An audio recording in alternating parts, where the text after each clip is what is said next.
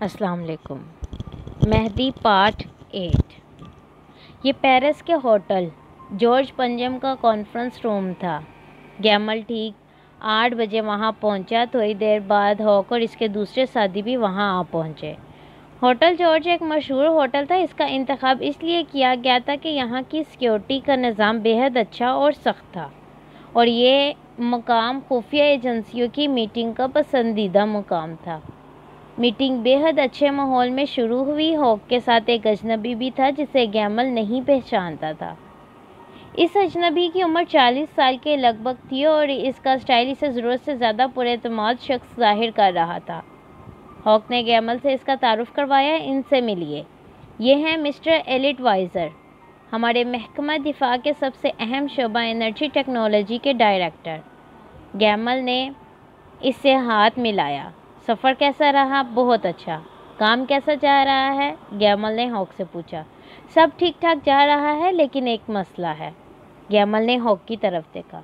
चूँकि यह मसला खासा टेक्निकल है, इसलिए मैं अपने साथ मिस्टर वाइज़र को लाया हूँ ताकि हमारी प्रॉब्लम को तुम्हें खुलकर बता सके।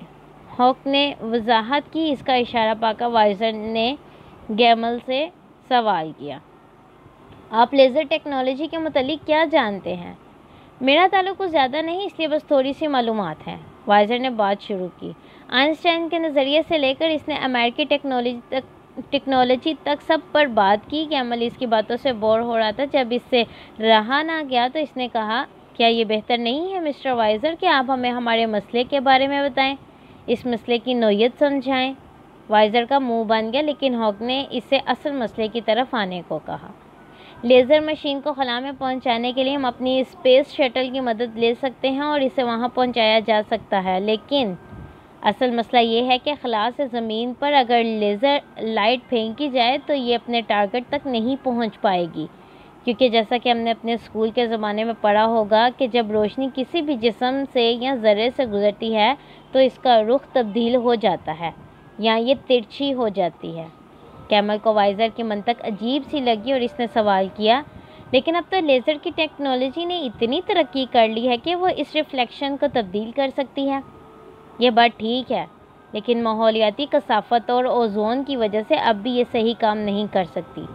तो गोया तुम्हारे ख्याल में ये मुमकिन नहीं है। सिर्फ एक बात मुमकिन है, वो ये कि एक हवाई जहाज़ का इंतज़ाम किया जाए जो कि 15,000 की फुट की बुलंदी पर परवाज़ करे और वहाँ से अपने टारगेट पर लेज़र फेंके। लेकिन इस तरह से सऊदीया वाले रडार पर इसे देख लेंगे या रूस वाले बाखबर हो जाएंगे। हॉक ने इस तजवीज़ को मुस्तरद कर दिया। इसका मतलब है इसका कोई हल नहीं है और हमें इस मंसूबे को तर्क करना पड़ेगा। गैमल ने वाइज़र से पूछा। बदकिस्मती से हाँ।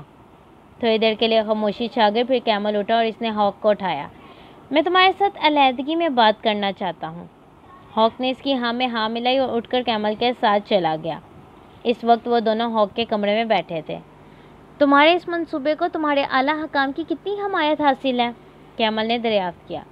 यह मंसूबा हमारे एजेंडे का सबसे अहम हिस्सा है और इसे आला हकाम बशमूल सदर अमेरिका की हमायत हासिल है। इसका मतलब है या तो तुम झूठ बोल रहे हो या वाइज़र झूठ बोल रहा है या तुम दोनों झूठ बोल रहे हो। क्या मतलब? हॉक ने करख्तगी से पूछा। माहौल थोड़ी देर के लिए कशीदा हो गया। अगर तुम्हारे बकौल ये मंसूबा तुम्हारे एजेंडे का सबसे अहम हिस्सा है तो फिर तुम्हें मालूम होना चाहिए कि पिछले साल तुम्हारे मुल्क के साइंसदान लेज़र के इस मसले पर काबू पा चुके हैं और पिछले साल 12 जून को इन्होंने बड़ी कामयाबी से इसका तजर्बा भी किया था। तुम्हारे मुल्क की लेज़र टेक्नोलॉजी इतनी तरक्की कर चुकी है कि अब खला से ज़मीन तक लेज़र के ज़रिए 5 मीटर तक के हिस्से को कामयाबी से निशाना बनाया जा सकता है और हमारे मंसूबे के मुताबिक हमें इतना ही एरिया दरकार है जिसे निशाना बनाया जा सके।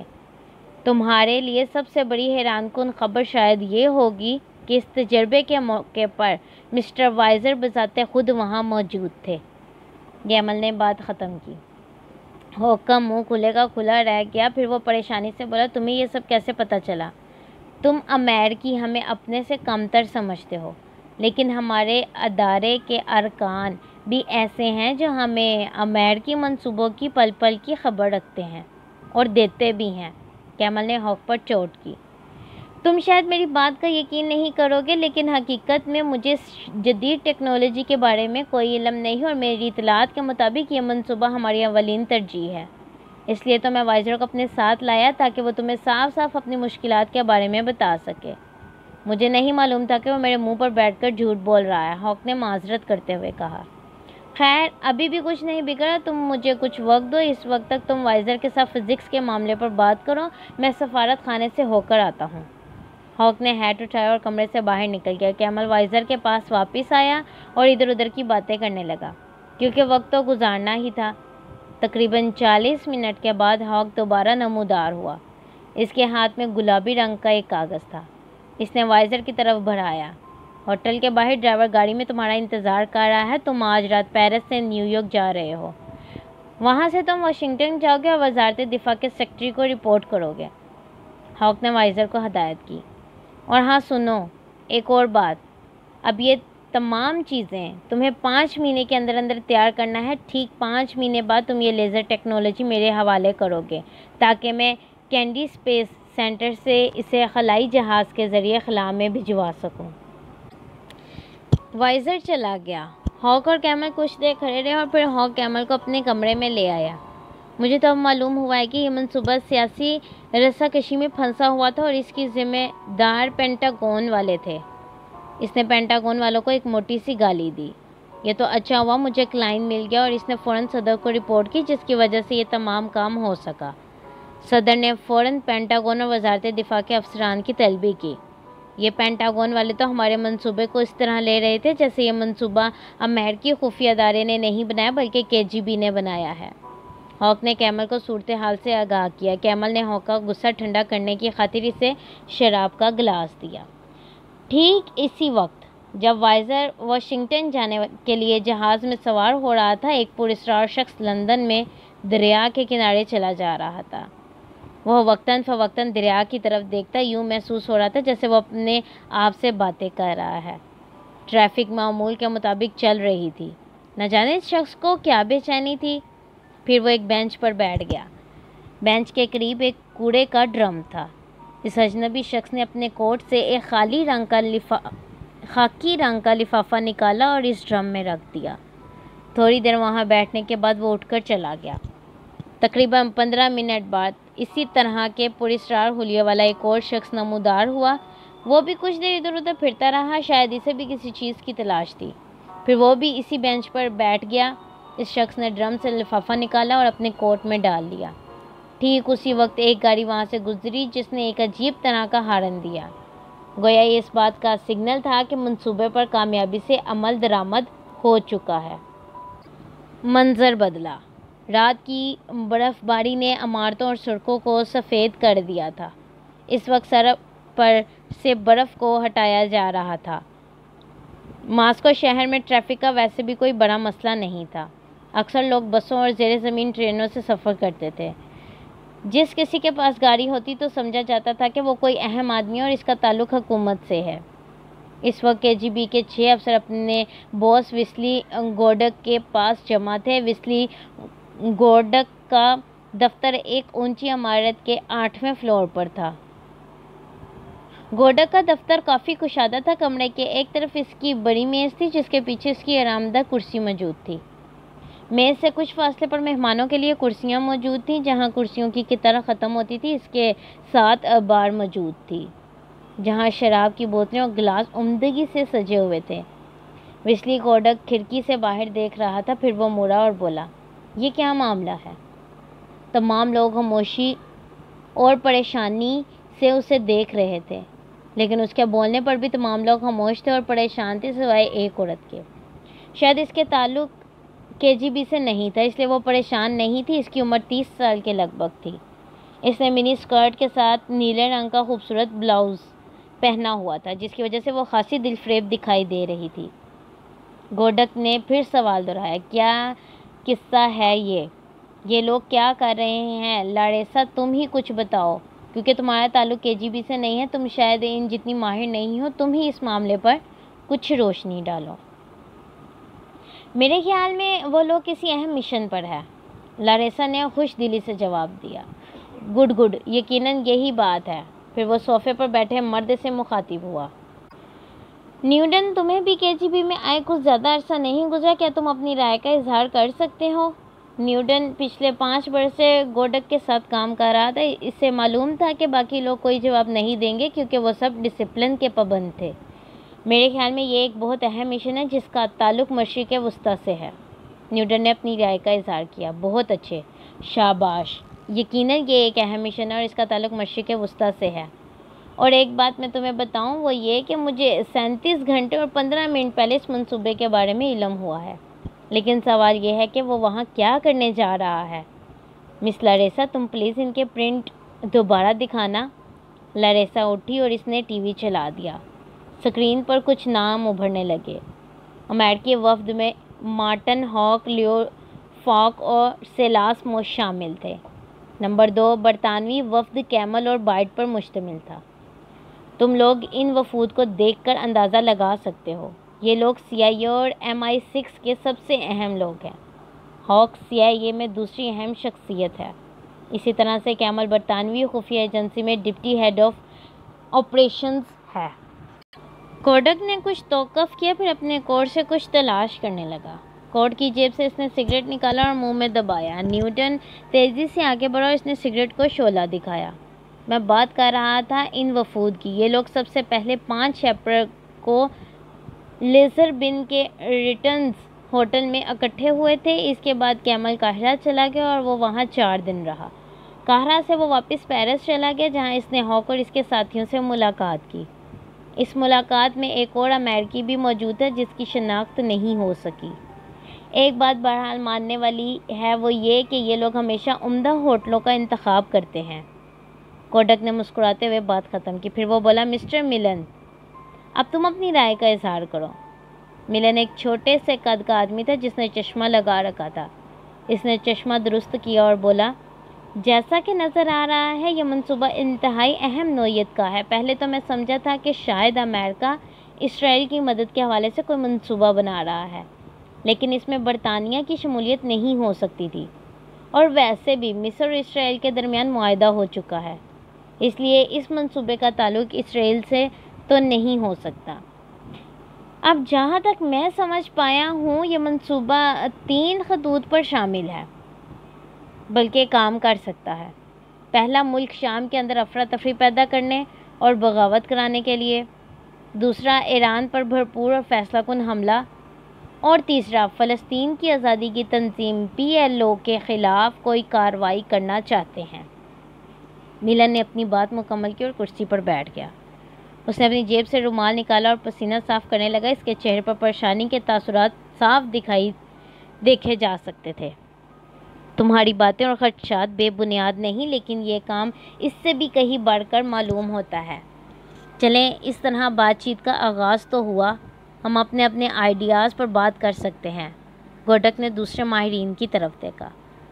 باقی تینوں ماہرین نے بھی اپنے اپنے نقطہ نظر کا اظہار کیا۔ ان کے خیالات اور نظریات کم و بیش ایک ہی طرح کے تھے۔ تھوڑی دیر کی خاموشی چھا گئی۔ کوڈک نے سگار سلگایا۔ کامریڈ کوڈک، کیا یہ ممکن ہے کہ ہمارا جاسوس ہمیں مزید معلومات فراہم کرے تاکہ ہم اس پر مزید بات کر سکیں؟ ملن نے کوڈک سے پوچھا۔ نہیں، اب ایسا ممکن نہیں۔ ہمارا بندہ اس جگہ پر نہیں رہا، اس کی ڈیوٹی تبدیل ہو گئی ہے۔ ایک وقت تھا کہ ہمیں یہ تک معلوم ہوتا تھا کہ آج برطانوی وزیر اعظم لنچ میں کیا کھانے والا ہے۔ کیا اب حالات بدل گئے ہیں یا بدل چکے ہیں؟ ٹھیک ہے، تم لوگ اب جا سکتے ہو، اور ہاں، اس معاملے پر سوچنا، شاید کوئی نیا نقطہ سامنے آ جائے۔ کوڈک نے بات مکمل کی۔ دوسرے تینوں ماہرین نے کاغذات سنبھالے اور کمرے سے باہر نکل گئے۔ کوڈک نے شواز ریگل شراب کی بوتل کھولی اور 3 گلاسوں میں اونڈیلی۔ لاریسا اور نیوٹن اس کے قریب بیٹھ گئے، انہوں نے اپنے اپنے گلاس اٹھا لیے۔ میرا بس چلے تو ان بڈھے طوطوں سے نجات حاصل کر لو، بلکہ ان کے تھکر ذہن میں کوئی نئے خیالات نہیں آتے، وہی رٹی رٹائی باتیں۔ میں نے تجویز بھی پیش کی تھی کہ اس نام نہاد ریسرچ اور انالیسس ڈپارٹمنٹ کو تبدیل کر دیا جائے، لیکن یہ نوکر شاہی کسی کی نہیں سنتے۔ لاریسا پچھلے 4 برس سے کوڈک کے ساتھ کام کر رہی تھی۔ کوڈک کے ساتھ کام کرنے کے علاوہ بلکہ کوڈک کے ساتھ کام کرنے سے پہلے وہ KGB کے کمپیوٹر ڈپارٹمنٹ میں کام کرتی تھی، وہیں اس کی ملاقات کوڈک سے ہوئی تھی۔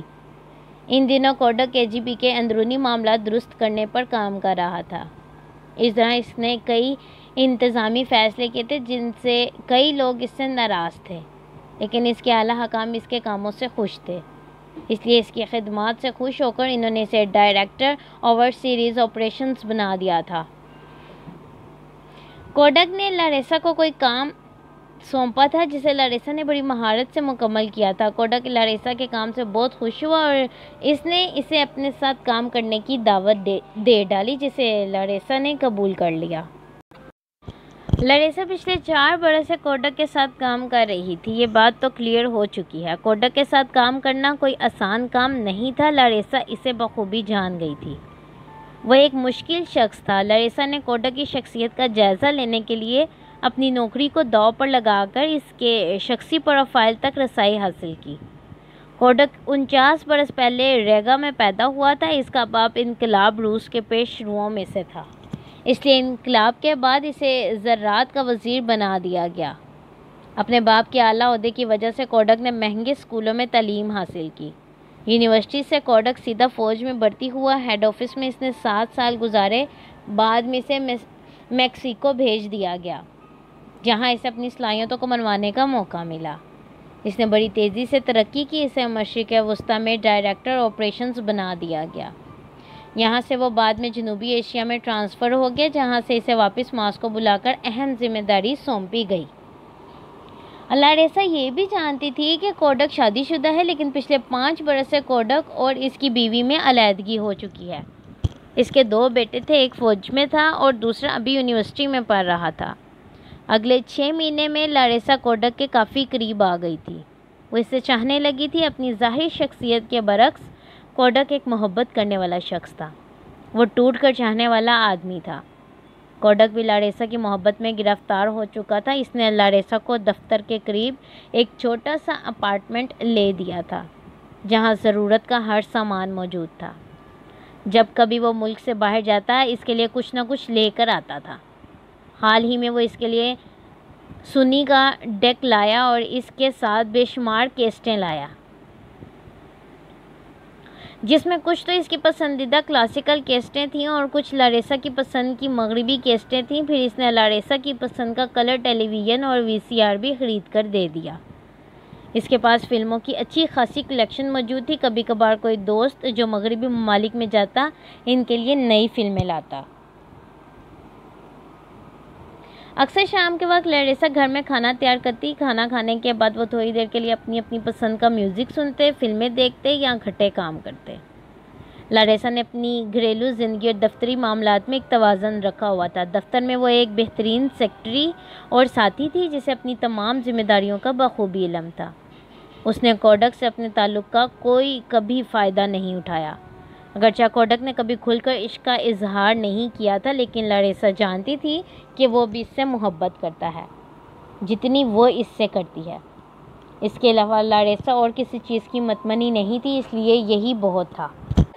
ان دونوں کے تعلقات کا تمام دفتر کو پتہ تھا۔ ان دونوں نے یہ بات کبھی چھپائی بھی نہیں تھی، لیکن وہ ایک دوسرے سے محبت کا اظہار دفتر میں نہیں بلکہ گھر میں کرتے تھے۔ لاریسا اور کوڈک کی محبت کی شدت کا اندازہ صرف نیوٹن کو تھا۔ نیوٹن کوڈک کے بہت قریب تھا اور کوڈک اسے بہت پسند کرتا تھا، بلکہ لوگ نیوٹن اور کوڈک کے کاربن کاپی کہتے تھے۔ وہ اسی کی طرح اونچا لمبا آدمی تھا۔ وہ بھی یونیورسٹی سے سیدھا KGB میں آیا تھا۔ کوڈک کے مضبوط جسم کے برعکس اس کا جسم قدرے پتلا تھا، جس کا کوڈک اور لاریسا مذاق اڑاتے تھے، لیکن اس نے کبھی ان کے مذاق کا برا نہیں منایا تھا، بلکہ وہ الٹا کہتا کہ میں شطرنج کا کھلاڑی ہوں، کوئی ایتھلیٹ نہیں۔ وہ شطرنج کا کھلاڑی ہونے کا ذکر اس لیے کرتا تھا کیونکہ وہ کبھی کبھار اپنے باس کو شطرنج میں ہرا دیتا تھا۔ وہ اپنے باس کا بے حد مداح تھا۔ منظر بدلا۔ میں انتظار نہیں کر سکتا، میں چاہتا ہوں جو ہونا ہے جلد ہو جائے، یہ انتظار مجھ سے برداشت نہیں ہوتا۔ کوڈک نے بے چینی سے کہا۔ وہ اس وقت کمرے میں بے چینی سے ٹہل رہا تھا۔ اس کا کیا مطلب ہے؟ ہمیں کسی آپریشن کی تیاری کرنی چاہیے؟ نیوٹن نے پوچھا۔ ہاں، لیکن ہم یہ آپریشن کس کے خلاف اور کہاں سے شروع کریں؟ کوڈک نے جواب دیا۔ کیا ہمارا مخبر ہمیں مزید اطلاع نہیں دے سکتا؟ اب کی بار یہ سوال لاریسا نے کیا تھا۔ اگر کسی اور نے یہ سوال کیا ہوتا تو کوڈک اس کا منہ توڑ دیتا، لیکن اس نے اپنے غصے پر قابو پایا اور کہا، نہیں، اسے انہوں نے وہاں سے تبدیل کر کے ملازمین کی پینشن کے ڈپارٹمنٹ میں لگا دیا اور مجھے ملازمین کی پینشن سے کوئی دلچسپی نہیں۔ وہ تو دبا کے پیتا ہے اور اس کے باوجود اسے انہوں نے نوکری پر رکھا ہے، نیوٹن نے پوچھا۔ اس کی وجہ بیوروکریسی ہے اور ان کا آدمی ہے۔ کیا ہمارے ہاں ایسا نہیں ہوتا؟ ہمارے ہاں بھی تو بہت سے نہایت لوگ اعلیٰ عہدوں پر اس لیے فائز ہیں کیونکہ ان کو پتہ ہے کہ وہ ان کا پاوا مضبوط ہے۔ شاید امریکیوں نے اس پر نظر رکھی تھی جس کی وجہ سے اس کی ٹرانسفر ہو گئی۔ میرا خیال ہے ہم اس منصوبے کے متعلق دوبارہ غور کرتے ہیں، کوڈک نے شراب گلاس میں ڈالتے ہوئے کہا۔ اگلے آدھ گھنٹے تک وہ مختلف معلومات پر غور کرتے رہے۔ کبھی کبھار لاریسا اپنے کمپیوٹر سے کوئی معلومات انہیں نکال کر دیتی۔ آخر کار وہ کچھ چیزوں پر متفق ہو گئے۔ امریکی مشرق وسطیٰ کے کسی ایک ملک یا کئی ملکوں میں اپنے اقتدار کو بڑھانا چاہ رہے تھے، اگرچہ پہلے ہی وہ کئی ملکوں پر قبضہ کر چکے تھے، لیکن 5 ملک اب بھی ان کے شکنجے سے بچے ہوئے تھے۔ لیبیا اور شام تو اس لیے بچے ہوئے تھے کہ وہ روس کے زیر اثر تھے۔ BLO اور لبنان مشرق وسطیٰ میں امن کے لیے ضروری تھے۔ اب صرف سعودی عرب باقی رہ گیا تھا۔ شاید امریکیوں کو اندازہ ہو گیا تھا کہ موجودہ شاہی خاندان کی حکومت کچھ عرصہ بعد نہیں رہے گی اور وہ وہاں کوئی انقلاب برپا کرنا چاہتے ہیں تاکہ اس کے ذریعے اپنا اقتدار جاری رکھ سکیں۔ برطانوی خفیہ ایجنسی کو سامنے رکھنے کا سب سے بڑا مقصد یہی نظر آتا ہے کہ منصوبے کی ناکامی کی صورت میں برطانیہ کو مورد الزام ٹھہرایا جاتا، جس سے برطانیہ کو کم نقصان پہنچتا کیونکہ اس کے پاس تیل کے اپنے ذخائر ہیں۔ کوڈک نے شراب گلاس میں انڈیلی۔ ہاں، اصل مسئلہ تو یہی نظر آتا ہے کہ امریکہ مشرق وسطیٰ میں اپنا اثر و رسوخ بڑھانا چاہتا ہے، اس لیے انہوں نے اپنی چوٹی کے ماہرین کو آگے کیا ہے۔ اب ہمیں ان کو جواب دینا ہے۔ اگلے چند گھنٹوں کے دوران وہ اپنے جواب کی تیاری میں مصروف رہے۔ کوڈک بنیادی طور پر ایک جرح مزاح شخص تھا۔ یہ معلوم ہونے کے بعد کہ امریکہ اور برطانیہ خفیہ ایجنسیوں والے مشرق وسطیٰ میں اپنا اثر بڑھانا چاہ رہے ہیں، وہ ان کا جواب دینا چاہتا تھا۔ ایک کام تو وہ یہ کر سکتا تھا کہ مشرق وسطیٰ میں واقع اپنے سفارت خانوں اور اپنی ایجنسیوں کو الرٹ کر دیتا، لیکن وہ اس سے زیادہ جاننا چاہ رہا تھا اور اب وہ اس بات پر غور کر رہا تھا کہ یہ معلومات آخر کہاں سے حاصل کی جائیں۔ انہوں نے پھر لاریسا اور اس کی کمپیوٹر کی مدد لی۔ کسی شخصیت کی بات ہوتی تو اس کی تصویر اسکرین پر آ جاتی اور ساتھ ہی اس کی دوسری تفصیلات سامنے آ جاتی۔ ایک بات تو طے ہے کہ ہم امریکیوں سے کچھ نہیں گلوا سکتے۔ حالیہ مہینوں میں تو وہ اپنے آپ کو اور بھی غیر محفوظ سمجھنے لگے ہیں، اس لیے وہ لوگوں کے قریب نہیں آتے۔ کوڈک نے بات مکمل کی۔ اس کا مطلب ہے برطانیہ والے، یعنی بائیڈ؟ نیوٹن نے پوچھا۔ نہیں، ہم اوپر سے شروع کریں گے۔ کیمل ہمارا ٹارگٹ ہوگا۔ کیمل؟ لاریسا اور نیوٹن کا منہ کھلے کا کھلا رہ گیا۔ ہاں، میں جانتا ہوں کہ وہ بے حد مضبوط شخص ہے اور پروفیشنل بھی، اس کا ریکارڈ بھی بہت اچھا ہے، لیکن جب اس کی شخصیت کے بارے میں کمپیوٹر پر تفصیلات چل رہی تھیں تو تم لوگوں نے ایک بات پر غور نہیں کیا۔ کوڈک تھوڑی دیر کے لیے رکا اور پھر گویا ہوا۔ ہاں، اس کی وجہ شاید یہ ہے کہ تم لوگوں نے نفسیات نہیں پڑھی۔ تم اس کے بارے میں جانتے ہو، اس کی زندگی کی تمام تفصیلات سے واقف ہو، لیکن تم لوگوں نے کوئی نتیجہ نہیں نکالا۔ اس نے لاریسا کو دوبارہ کمپیوٹر پر اس کی تفصیلات نکالنے کو کہا۔ لاریسا نے دوبارہ ڈسک کمپیوٹر میں لوڈ کی اور وہ تینوں مانیٹر کی طرف متوجہ ہو گئے۔ پہلے پہل تو کچھ تصاویر نمودار ہوئیں، ان میں کچھ واضح اور کچھ مدھم تھیں۔ اس کے بعد ایک چھوٹی سی فلم چلنے لگی۔ یہ فلم بلیک اینڈ وائٹ تھی اور لگتا تھا کسی اناڑی نے بنائی ہے۔ اس میں کیمل کو مختلف کاموں میں مصروف دکھایا گیا تھا۔ فلم کے اختتام پر ایک خاتون کی تصویر اسکرین پر ابھری۔ اس کے نیچے اس تصویر کی معلومات تھیں۔ جولیا کیمل، 19 اگست 1968 کو کیمل سے شادی ہوئی۔ 1971 میں زچگی کے دوران فوت ہو گئی۔ اس کے بعد کیمل کے بارے میں تفصیلات اسکرین پر چلنے لگی کہ وہ کہاں پیدا ہوا، اس کی تعلیمی قابلیت اور اس کے تعلیمی کارنامے اسکرین پر نمایاں ہونے لگے۔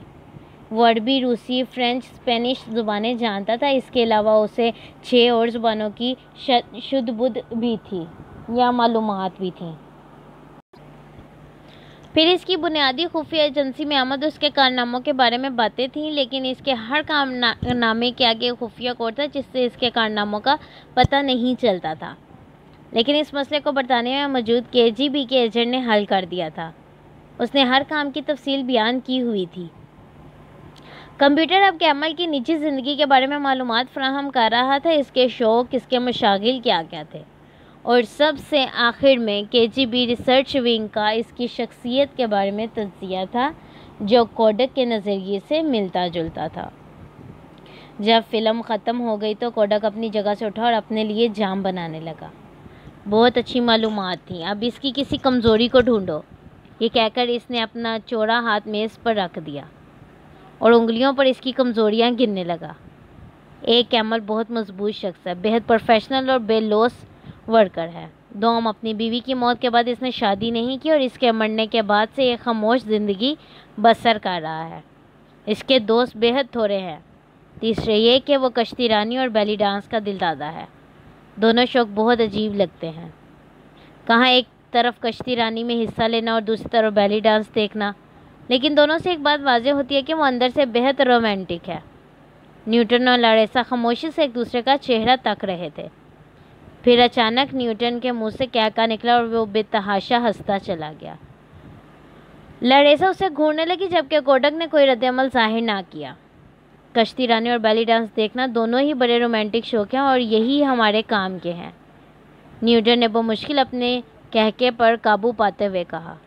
لاریسا نے کہا، لیکن میرے لیے دونوں بہت رومانٹک نہیں ہیں۔ میں تمہارا مطلب سمجھتا ہوں، اس میں کوئی اور چیز بھی رومان پرور ہے، اور وہ یہ ہے اس کی شخصیت۔ اس کی شخصیت ایسی ہے کہ کوئی بھی خاتون اس کی طرف متوجہ ہو جائے۔ کوڈک نے اس کی بات مکمل کی۔ اس کا کیا مطلب ہے؟ ہم برطانوی خفیہ ایجنسی کے ڈپٹی ہیڈ آف آپریشنز پر سنہری جال پھینکنا چاہ رہے ہیں؟ نیوٹن نے کوڈک سے پوچھا۔